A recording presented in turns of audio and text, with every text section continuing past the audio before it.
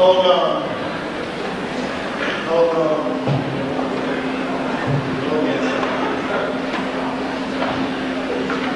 Listen now, listen. Listen. Good morning, God. Some of your strangers are calling your name this morning. And some of us have called so long. But here we are, seeking to discover the real me and you and us and them and brothers and sisters. Meeting each other and not meeting each other. Loving each other and not loving each other. Caring and not caring. But whatever the state of our condition, of God, we come this morning because we're blessed. Oh Lord, we're blessed. We're here. We need your Spirit. And we come at this time to try to enact our lives with you. We thank you for this world and for the people who live in it. Thank you for the diversity, God. Thank you for all the strangeness of this world.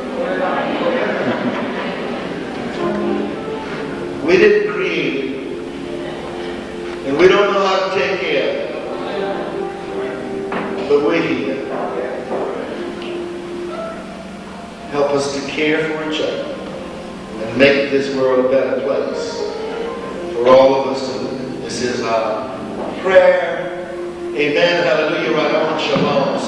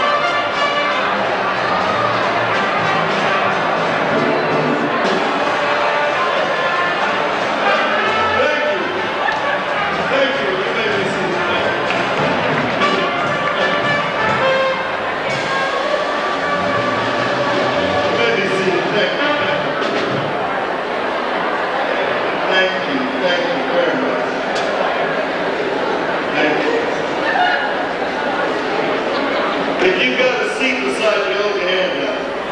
There look like some there. There's some seats there. There's some seats there. Good. Yeah, there's seats over here. Also, folks.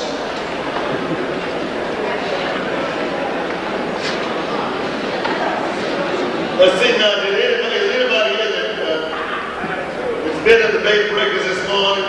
Hold your hand up, let's see.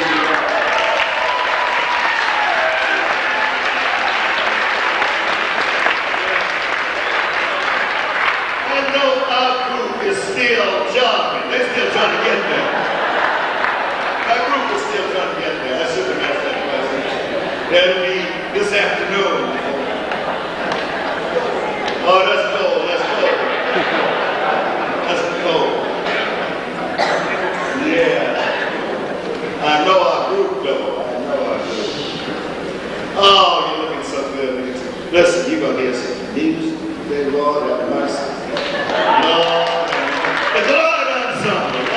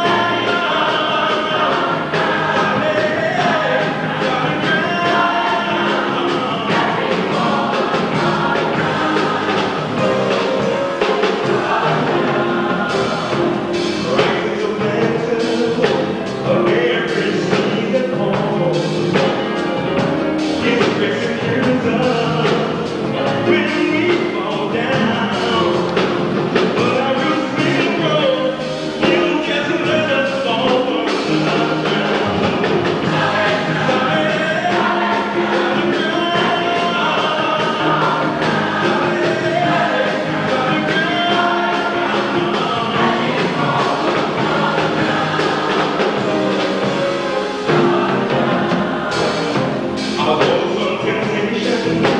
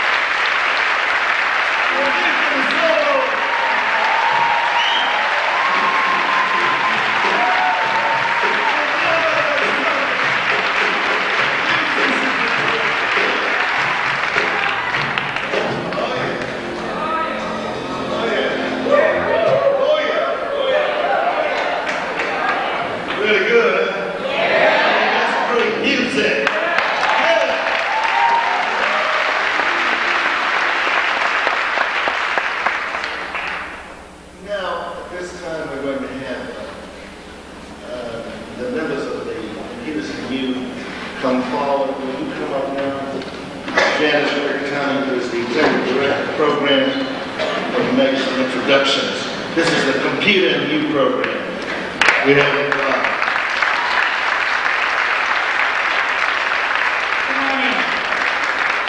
Computers and You is one of the most empowering programs that GLIDE offers of its 28 comprehensive programs, which all work toward helping people become independent. Computers and You provides access and training in state-of-the-art computer technology to homeless, poor, unemployed, and substance abuse recovering adults, and to youth and children who otherwise would not have computer opportunities. I share with you some human numbers because I know you, the GLIDE community, who care about our programs and the lives touched by them, would be proud. Computers and You, in a year's time, registers over 500 adults. 75% of these adults earn less than $7,500 a year. 40% of those earn less than $2,500 a year. 40% obtain jobs last year.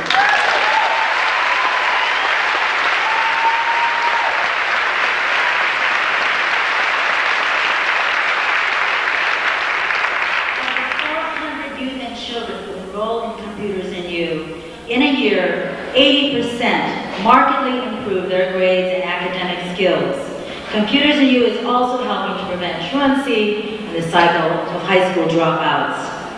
Today, we are celebrating a couple of things, and Cecil will introduce the co-founder of Computers and You in a moment. But right now, we are going to recognize a graduating class from Computers and You, and I want to introduce the director of Computers and You, Ann Jocknick.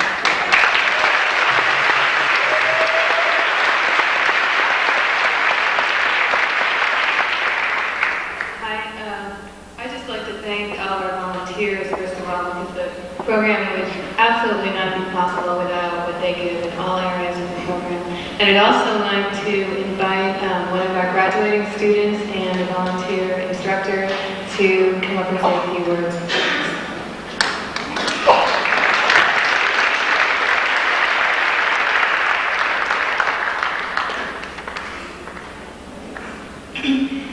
My name is Anna, last name is Tapia. I'm from San Francisco, originally, and I understand, I was told by a friend of mine there was a computer class, and I didn't know what way to turn. So I came here, I took the first course, IBM, and I enjoyed it very, very much. And I had no knowledge. I'm very proud of my instructors, the staff, and everything, and I appreciate everything very much. Thank you.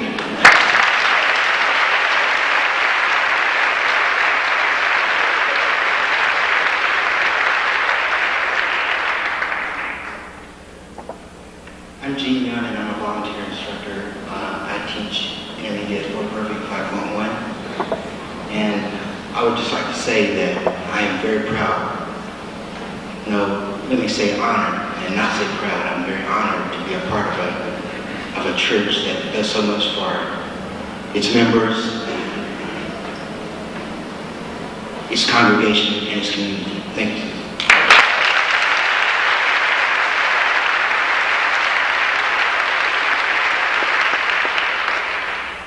I'd also like to say that I'd like to re-acknowledge Ann Joshua for being a very hard-working director. I think that without her efforts, a lot would go undone. Thank you.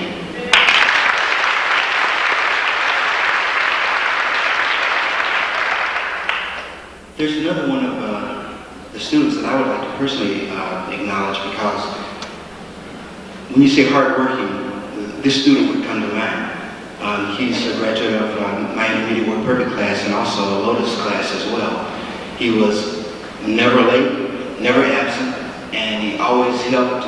Whenever he got an idea, he was able to help convey his knowledge to other students. His name is Rod Loffridge. I don't know if Rod's here today,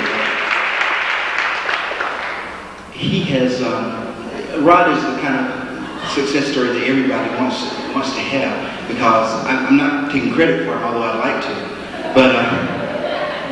But with his knowledge, he has gone on to become an instructor himself, and that's the kind of thing that you just love to see. Thank you.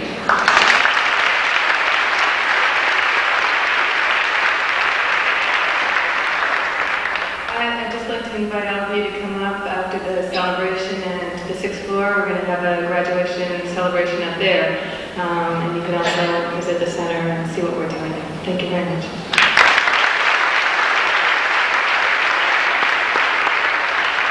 Thank you very much. A few years ago, David Brunnel came to me.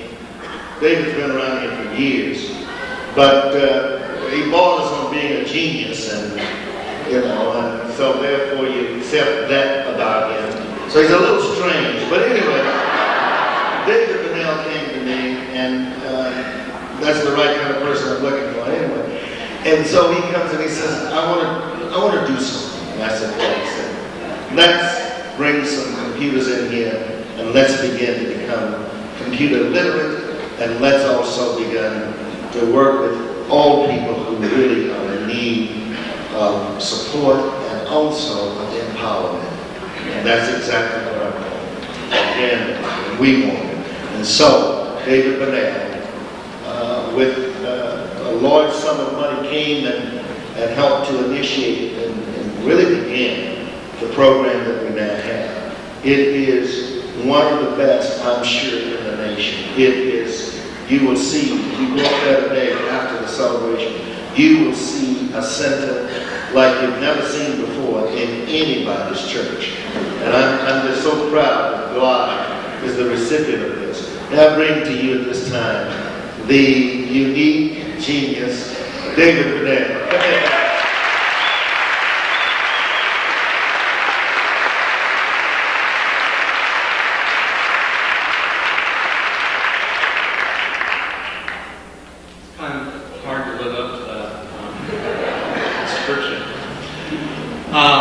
This has been a very up and down week, and all along I've been thinking you can always count on miracles here at Live. Early in the week we decided that our fundraising event that we're going to have on Friday, we just hadn't sold enough tickets, so we rescheduled it for July 23rd to give us more time to sell tickets to an event called Computers and Humanity, where we're going to fill the church full of all kinds of multimedia computers and big screens and music and video to show people the state-of-the-art of multimedia and to raise money for the computer center. So that will be on July 23rd. Shortly after, we decided to postpone it to sell more tickets. Pat McGovern, who's one of the co-founders of the computer center, called and bought 100 tickets to the event. So we're well on our way to having a very successful event on July 23rd. I hope that many of you will come and support us. Meanwhile, something else has happened of major significance. In 1983, I started a magazine called PC World. In 1984, I started another magazine called Mac World. And along the way, I had a partner, and a friend, and a colleague who was very compassionate about computers and about how computers could help people and change people's lives. In fact, the computer is what changed his life, because he had been a lawyer and he walked into a computer store and bought a IBM personal computer, ended up being the editor of computer magazines. His name was Andrew Flugelman, and he was the inventor of a concept called shareware, where people write software and share it with people, and if you like the software, you send a donation. Well, in 1985, Andrew became ill and suddenly died. And it was a tragic loss for me and for the whole industry. So I established a fund called the Andrew Flugelman Fund, raise money to make donations to people and organizations that are using computers in constructive, creative ways to help people change their lives. And just this last week, the Andrew Flugelman Fund decided to make a major donation to Computers and You, which will really help us. And I feel like Andrew's here today.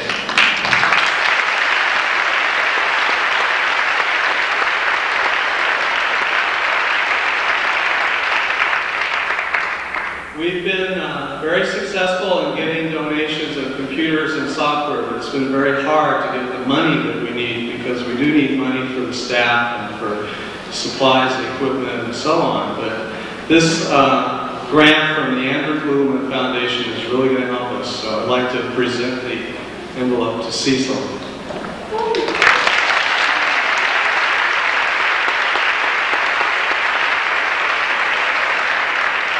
And he's so cool about that. This is $50,000.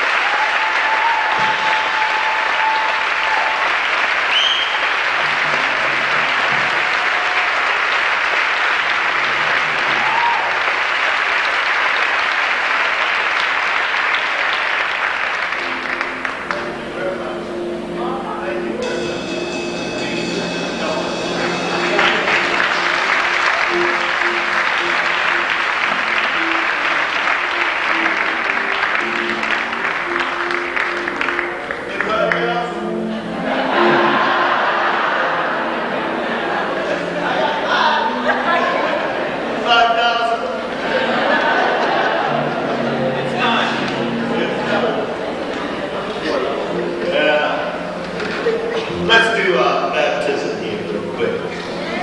We've got a baptism. Listen here. Bring the children. What do we have? 1 or 2? 1. I was over at the store yesterday, Jen and I shopping, along with our granddaughter. The man walks up to me and said, I want you to know that you christened my children 2 years ago. And they said, we're just great. We're great. Come on up. That's right. Come on. That's right. How you doing, brother? Good to see you. Good to see you, sister. Okay. Come over here. That's right. Stephanie. All right. And what's the family name? Kia? Is it right? What is it? Elsie. That's right. Okay.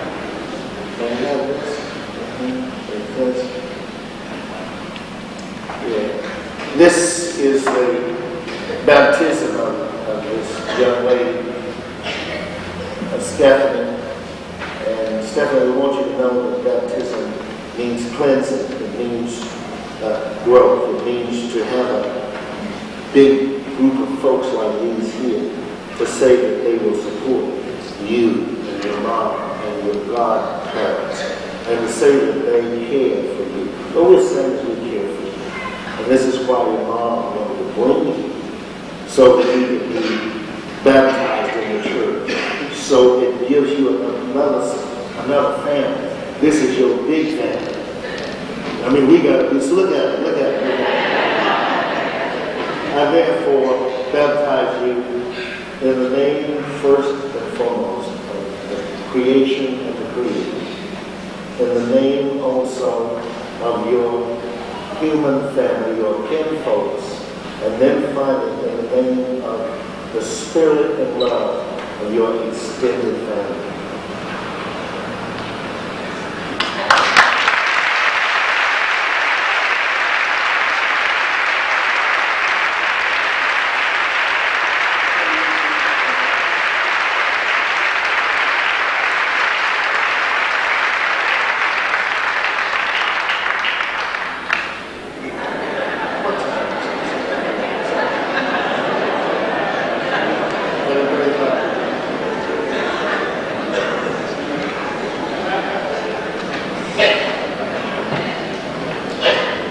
What are you doing back here? You said you'd be back, that's right. Just there for a short time. Well, I understand y'all elected a new mayor down in Los Angeles. You hope the right one, huh? We lose members, they go other places, but they always come back home. This is home. This is home. So we don't lose them, it's just that they have to go and become presidents of banks and all that kind of stuff.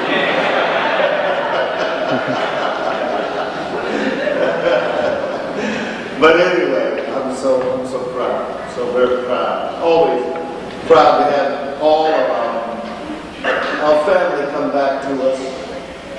Very interesting. Made them really get to me as I see also some of our family that came in this weekend that had been in jail, prison. They're back. And I said, how long are you going to stay this time?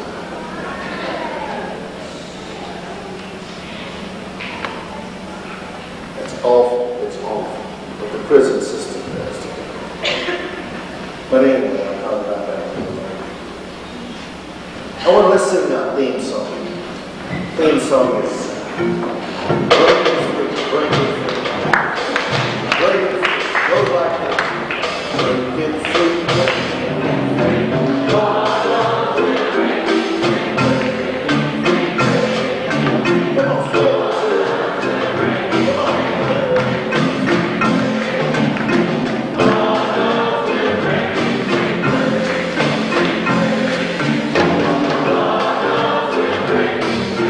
We will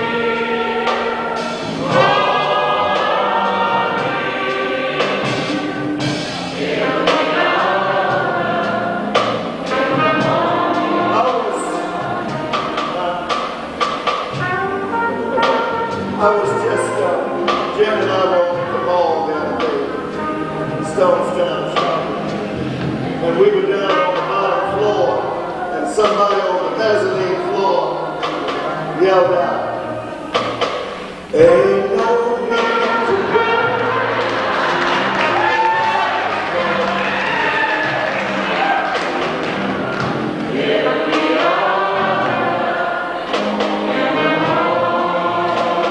They couldn't sing very well, please.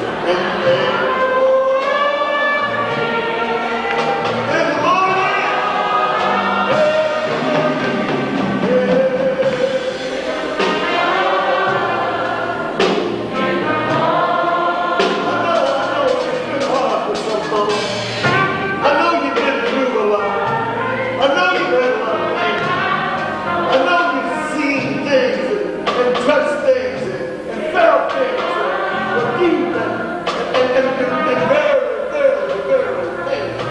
But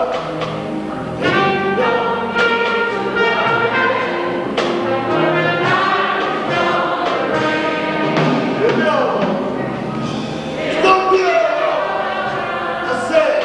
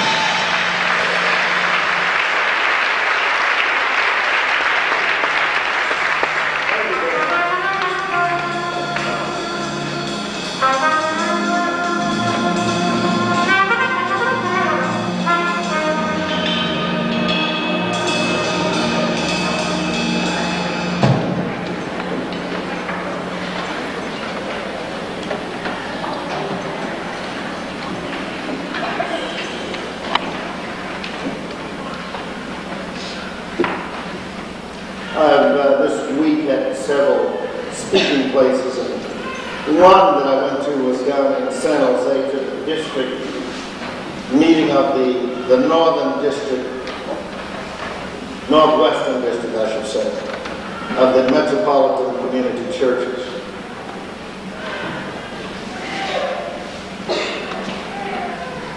And Jan Reed went with me, and I was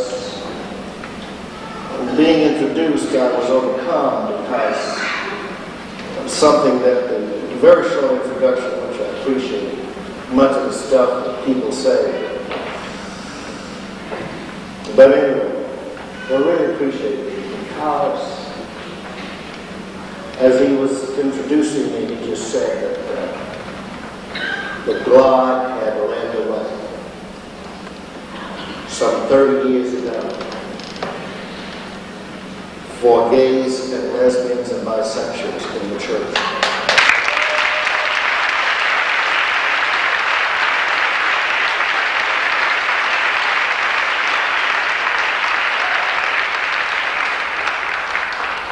A few years after we began to work, we created the Council on Religion and Homosexual, and after that, the MCC churches began. I've been invited to speak at the national conference in July. I've been invited to go to Dallas, to the cathedral they call it, and speak there. I'm pleased about that. Because you see, I'm convinced that life is radical. And too often we keep looking for the soft side of life, the easy side of life. We'll do anything in the world for it to become easy. We'll even accept a theological belief that we don't really believe ourselves, just to bring ease on ourselves.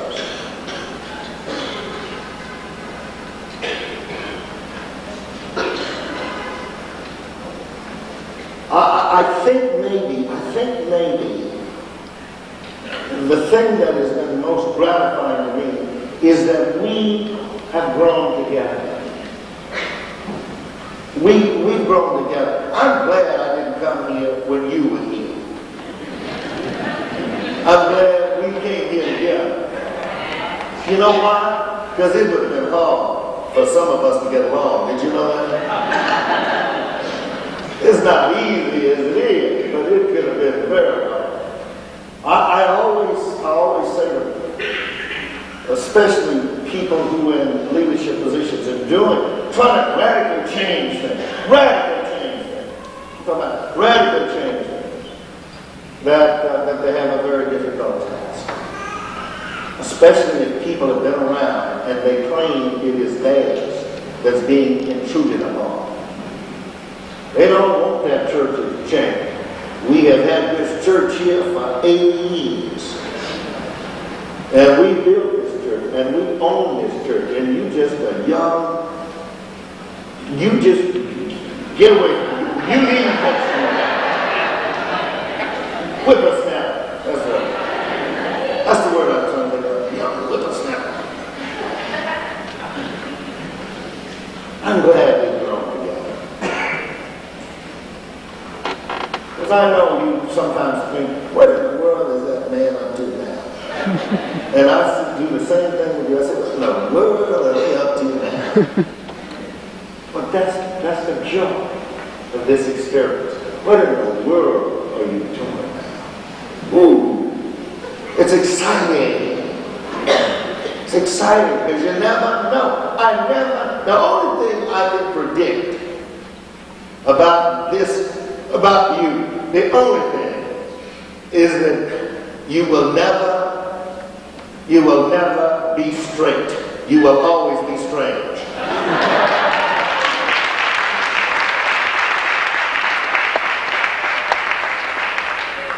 You're not going to be normal. That's what I'm trying to say. The most abnormal congregation in America is here. It is. The one at 9 o'clock and 11 o'clock. You are really the most abnormal. You're the strangest group of folks I have ever met. Thank God for it. Thank God. Thank God. Thank God. You know, sometimes, however, we don't understand how worthy things can be for us. I talked about this 2 Sundays ago. About being worthy, feeling worthy. We are worthy. We have a great task here. We're worthy. In many ways, we're looked upon as a model. I just heard from the group that I went to in St. Paul, Minnesota. That's a city everybody ought to go to, by the way. St. Paul, Minnesota. I just heard from them. And they said, you know, we're going to... That was the group I was telling you last Sunday, the music. The people who got the music didn't even know the music that they selected, you know. And I think you ought to at least get some kind of music that moves you a little bit, you know. And it was the driest, dullest music I have ever experienced on any occasion. Lord, I have been anywhere where the music was that dull and dry, really. So I invited them to come and join the Glide Ensemble for a little while. Yeah. By the way, a lady asked me after 9 o'clock, said, could you start a choir of people who can't sing? You ought to see some of the requests I get. See, that's what I'm excited about this. You don't know some of the requests. A choir that can't sing. Well, I tell you what, we may start the group, but wait till after I leave, okay? I need this. I need what we get. What I wanted to say to you here has to do with why anger becomes a part of our lives. And I think it's basically what I want to say about change. I sometimes find it difficult. And here I am. You know, I sort of, to be honest with you, I kind of put myself up there because I feel like I can take a lot of risks, which I do. I feel like I can be strange and different, which sometimes comes across creative, yes, or a lot of these things. But I also feel like, my God, I'm really changing. But sometimes I don't know that I'm not changing when I think I'm changing. I see a lot of you saying, yeah. You know, it feels like I'm changing, but I'm not. So I've had to check myself out of a wake-up call. A wake-up call said, Cecil Williams, you got to deal with some stuff. So I'm dealing with some new stuff now. But along with that has to do with what I see. I'm convinced that many of us have a lot of anger. We have a lot of anger because we don't feel like we have anything to do with the destiny of our lives. We don't feel like we got very much to say about who we are and what we are and what we must do. We often get angry because other things come at us and we have to take them, and we keep taking and taking and taking, and we don't get to give and get out and get up and get moving and let people know what's going on. We have to take too much. I think we take so much until we keep putting it over and covering it up and covering it up and every once in a while we need to uncover it, you see. So when it comes out, when it finally comes out, it comes out not like I'm angry with you, but it comes out, what? Wait up, don't stop.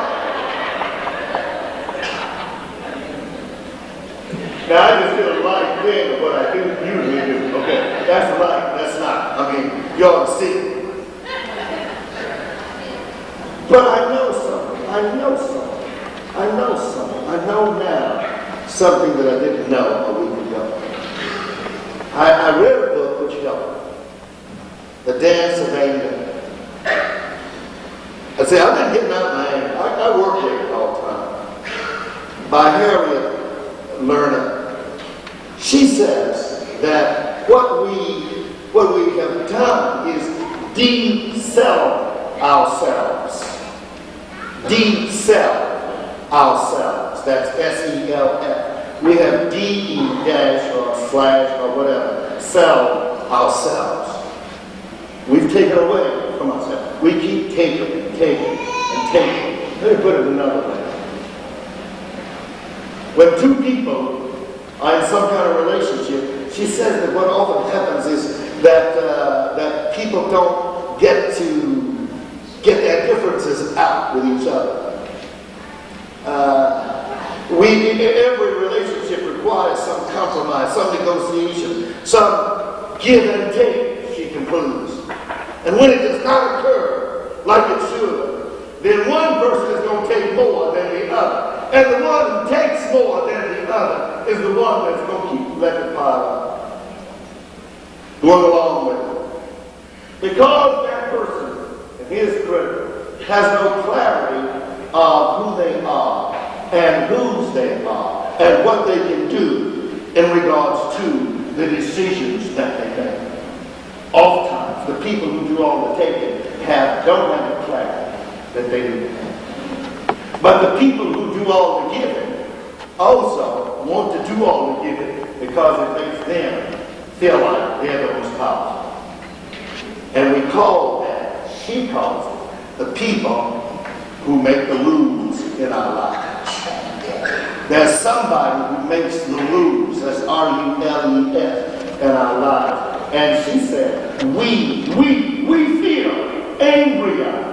We go through much more with them because we have to do all the taking. And if it piles up, it piles up. And so the de-selfing she would say, means that too much is put upon oneself. Therefore, their thoughts are not heard, their wants are not heard, their beliefs and their ambitions are not responded to. They cannot negotiate with the one who makes the rules. And when the one who makes the rules has all of that to, and she says it's usually a man, has all of that to himself, then that means that they got the power. Who got the power? So we try here to fight so desperately for who's got the power. Now here's what I want to say. See, I think that part of what we face is that we don't want to face up to the fact that perhaps the most critical thing we have sometimes is our anger. And we don't know what to do with it. Because we're afraid if we get angry, we will have to go by the other person's rules also. So our anger has to relate to their rules as well. Yet, Audrey Moore, a black feminist lesbian who had cancer and died recently, had one of her breasts removed and suffered for years. In a small book, talked about a song for many movements, a song for many movements. And she says that a song for many movement must do away with the silence. And she says it this way: our labor has become more important than our silence.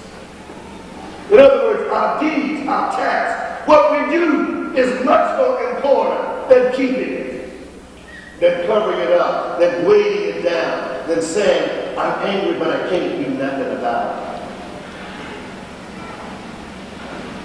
Audrey says, you gotta get up sometime. You gotta move sometime. That's the song of movement. The song of movement. When it begins to play, you have to get up from what you're doing. And you can't be quiet no more about what you gotta say and what you do. It's a song of movement.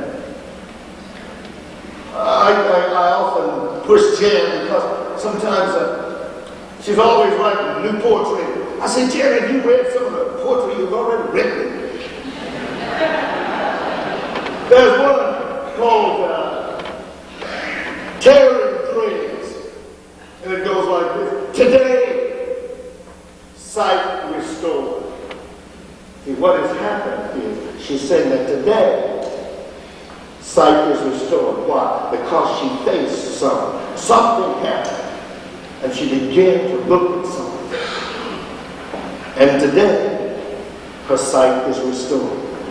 And the first thing she does, she says, is she removes her coat. Better watch out. When you see somebody start taking off clothes, better get rid. She removes her coat. And then she says, she unknots her scarves. Unknot. Do you know how knotty life can get? It's awfully difficult to untie knots in your life. That's what Jen is saying. Jen is saying, look. I mean, if you're going to deal with the knots, then you're going to deal with something heavy, something hard, something difficult. You never even recognize sometimes that you need to change when you need to change because you think the knots have been broken or unsealed or untied. But she said, when you start untying the knots, then you're really going somewhere.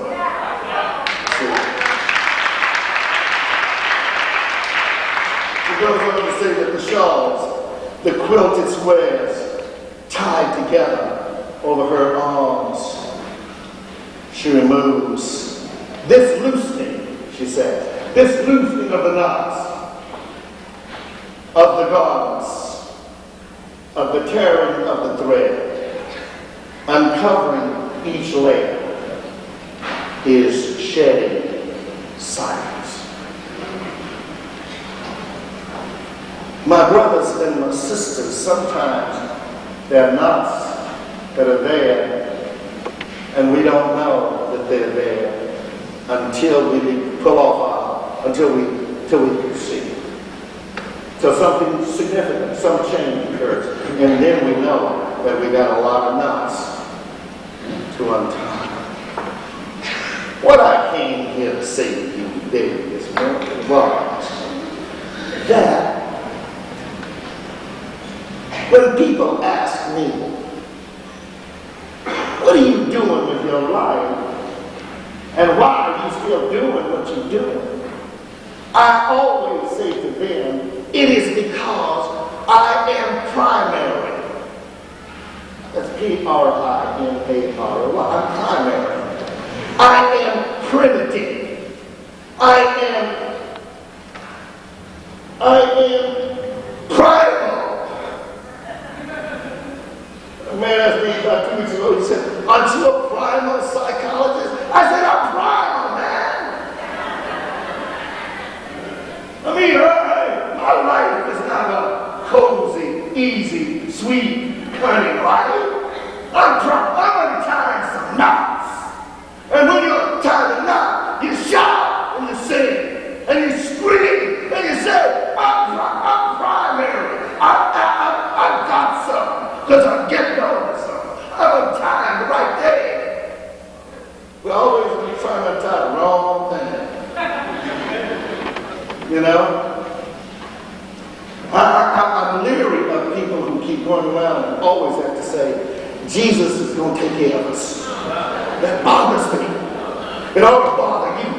Because Jesus also said, take care of yourself. Heal yourself. And people get stuck and caught. I was saying last week, or week before last, that one writer suggests very strongly that what has happened to us is that we are so very much those who cannot move. We are stagnant. My brothers and my sisters, what I want you to know, I'm primary. See, I used to not be primary. When I wasn't primary, I wasn't black. When I wasn't primal, I wasn't black. When I wasn't basic, I wasn't black. When I wasn't creative, I wasn't black. When I wasn't original, I wasn't black. When I wasn't radical, I wasn't black. I am substantial now. I'm basic. I am preeminent now. I am main. I'm main. Who's the main man? I'm the main man. I am natal. I am fetal. I am beginning. I am birthing. I'm being born. Prime. So what do you do with prime? I want to read some poetry to you. And I think if Jan and Isaiah had been together,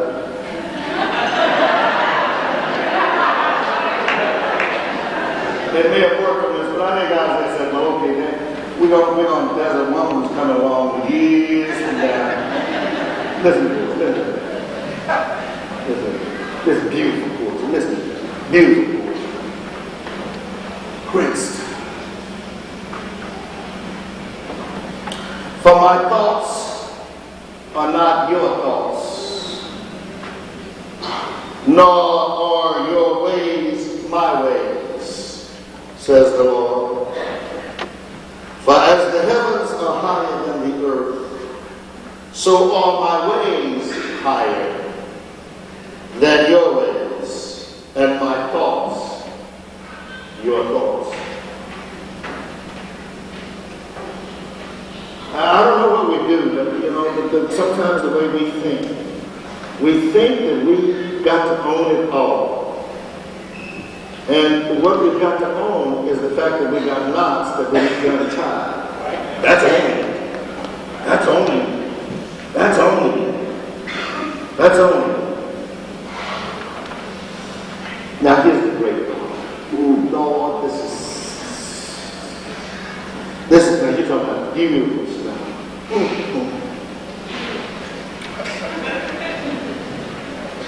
For as the rain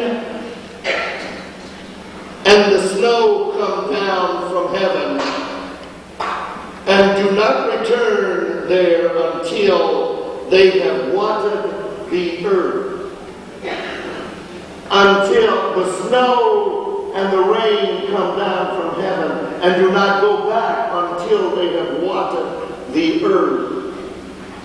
What am I here for? I'm here to water the earth. That's what I'm here for. And I'm going to water all colors of the earth.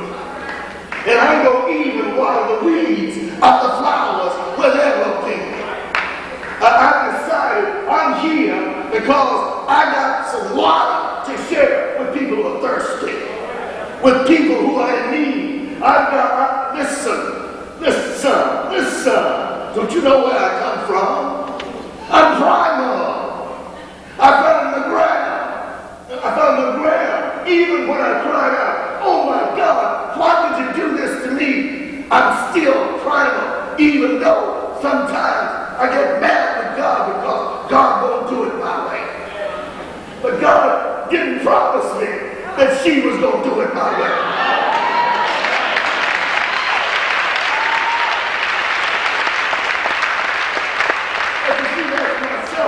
Coming out. I want it my way. But I know one thing, I'm going to water the earth while I'm here. Oh yeah, I'm going to bathe the earth. Yeah. I'm going to bathe the earth. And again, I'm going to even bathe the weeds. Because you see, a lot of folks don't want weeds around. But I know some of those weeds can help sometimes, if you do the right thing with it.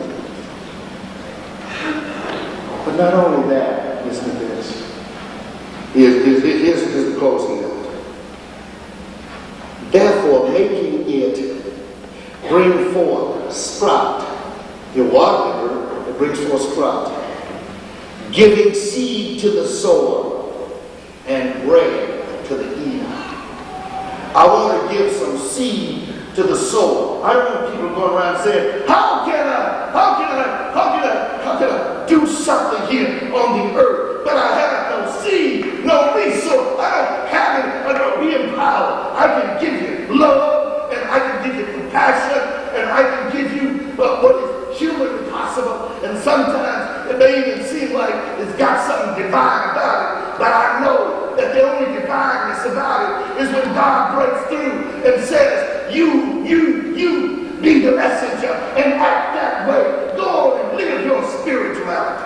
And then I begin to change and hope that I can untie the knots of my life so I can untie the knots of anybody else.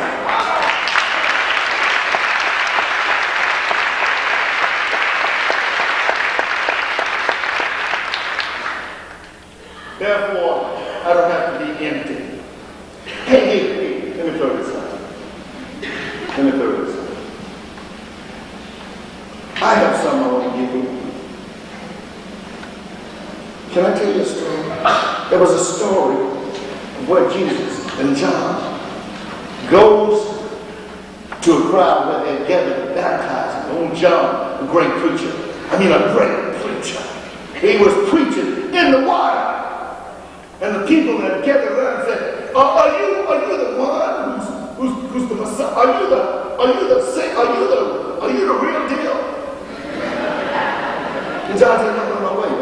I can only baptize you with water, but there's somebody among you that will baptize you with the Spirit. And they said, where are you? And Jesus, he's cool too. Jesus just walks on through the crowd and stands in the water, and all of a sudden the heavens open. They say, in the heavens as they open, like a dove, the Spirit descends upon this baptism.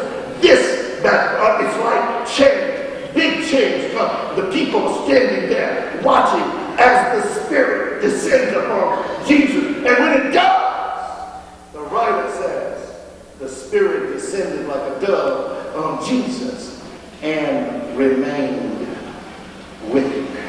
All right. See, when you bathe the earth, then the Spirit stays with you. Oh, it may go out sometime.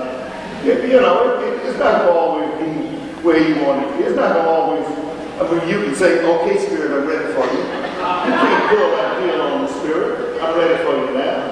The Spirit will mess you up if you do that. Spirit's just going to take the Spirit's way of doing what the Spirit has to do. But what I want to say to you is, we die so quickly after we allow. We let go so quickly after we take control. We are always giving up so easily when all we have to do is just say, I'm here.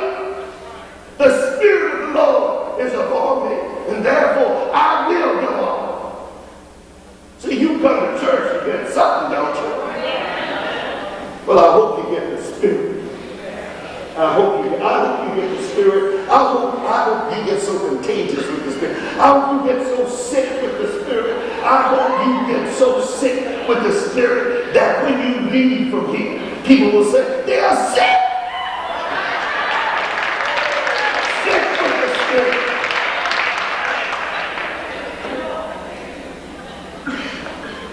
My brothers and my sisters, it's changing time. It's time to change. If you're going to bathe the earth, which is parched, if you're going to bathe the earth, do it now. Do it now. Do it now. I heard somebody singing a song the other day, and they said, I'd rather be in heaven than on earth. I'd rather be here right now. I don't, because I'm not sure, I ain't going to take that chance, I'm going to tell you. Not me. I won't be here, right where I am, doing what I'm doing, and when I go, wherever I go, I go. I don't know. I ain't got much to do about that. I know I got much to do about bathing the earth while I'm here. And if we do it, if the Spirit comes and repent, the Spirit will remain with you. You better hear me. You better hear me. I don't care where you come from. You come from Germany, France, wherever you come from. I'm telling you. Now, the Spirit is going to remain with you. I think that was the best person for me when he says that what we must always realize is that the greatest fear that people face from those who've been through an Auschwitz, those who've been through trying times, and those who have seen death walk through their lives is memory. The greatest fear is memory. That's why people try to blot out memory. That's why people try to do away with memory. Because he says that in memory, it helps us to recall again. We shall be moved. And we can be moved. Let the Spirit come and descend upon us. Even those of us who don't believe it. Get the Spirit. Amen.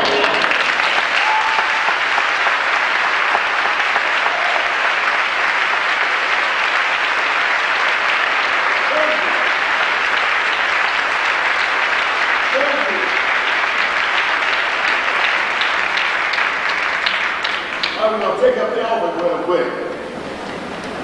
Okay?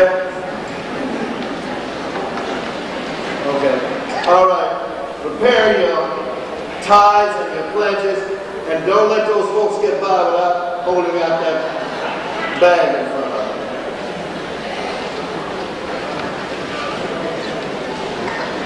All right, we're going to take up the offering now. Prepare your tithes and your pledges. Deborah, at this time, Deborah's going to make the announcements. Deborah. Hi, I'm Debbie Neal, and I'm going to do the announcements today.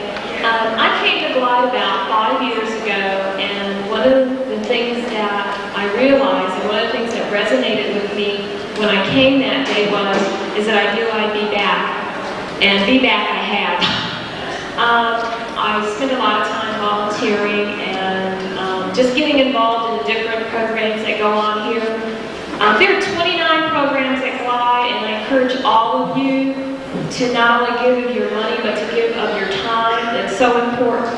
One of the things I can say about Glide is that they're really involved in what's going on in the community, and they definitely walk the walk, and they talk the talk. And on to the announcements. Cheat sheet here. Okay, down at Freedom Hall, right after the celebration, there are tapes available of the program today. There are also t-shirts, Glide t-shirts available, as well as tapes and CDs of the wonderful Glide Ensemble. In addition to that,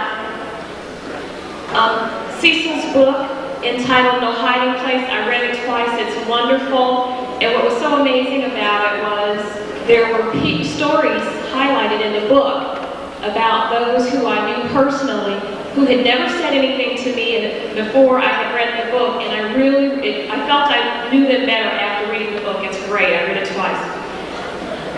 Be certain to stop by the volunteer tables. If you don't know where Freedom Hall is, which most people probably do, one of the ushers can tell you. There are tables available with lists of volunteer opportunities. You can sign up, and Faith Campbell, who coordinates our volunteer program, will get back with you.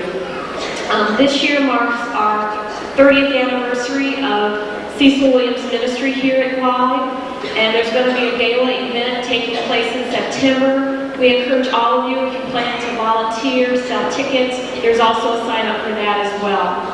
If you're a first-time visitor here at Glide, please come back. We'd love to see you, and of course, if you've been to Glide, we know you'll be back. There's also a bake sale today in Freedom Hall for the Glide Children's Program. It's compliments of the gay, lesbian, and bisexual support group. So eat up those sweets and, get that sugar going. And the final message is the children, Glide is trying to send 100 children to camp this summer, underprivileged children. So we encourage all of you, there's a separate donation envelope for you to sign downstairs. So please support this activity as well. There are a lot, but they're all, vitally important, not only for Glide, but for the Glide community. Thank you so much.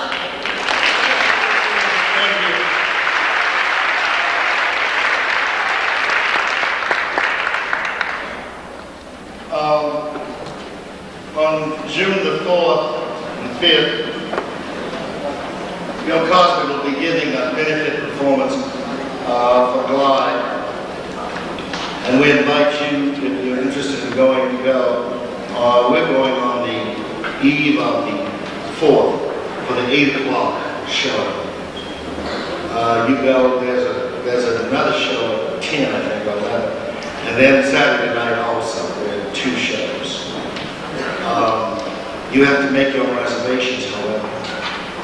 And I'm told by my office that we have an 800 telephone number in the Glide celebration office for people to call to make reservations for the Bill Cosby show. So if you're interested, you can get the number, call my office, Jan's office, and get the number. 771-6300. There will be backstage, those of you who go will be able to get backstage after the first show to see him and then take a group picture with him.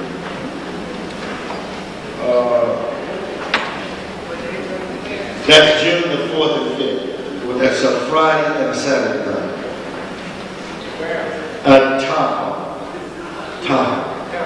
Harris.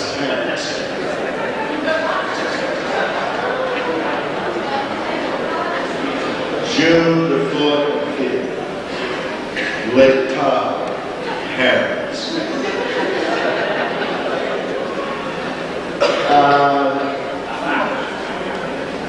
August the 28th, we will be going to Washington, D.C. In 1963, there was a march on Washington for civil rights. 30 years later, we will be going back again for another march.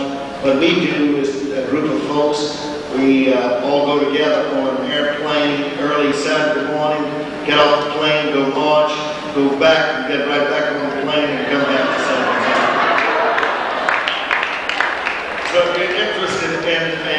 busy schedule. We'd love to have you go. We were there 5 years ago. Glide, I guess we had, I don't know, 2 busloads of folks. And we toured the place. It was we had a great time. Very good time. So if you'd like to go, start saving your money now. There's a layaway plan somewhere. I don't know. Anyway, so much for that. I'm going to be on CNN when? Friday at 10 a.m. Sunday Live. From 10 to 11 with, the subject is moral leadership in Bosnia. And I will be on with several other clergy persons from all the nation.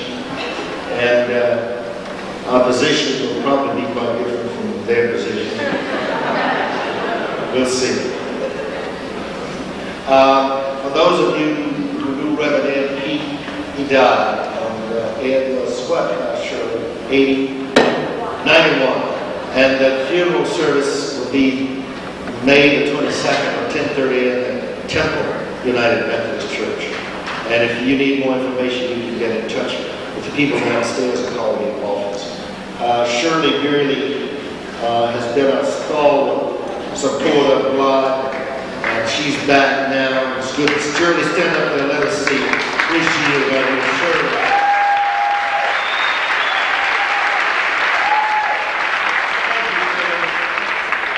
All right. We would like those who we need new members. We need new members. I'd like to get 15 today if we could. All right. The baby breakfast is over, so you can't go out jogging right now. Stay here and go after we get through singing. We shall come through this door. Stop at the door, go in for a few moments, and you'll be out in a short time. We need you. We love you. We appreciate having you. If we get 15 more new members today, we'll get to 300 as of this year. Thank you very much. Let us stand and sing. We shall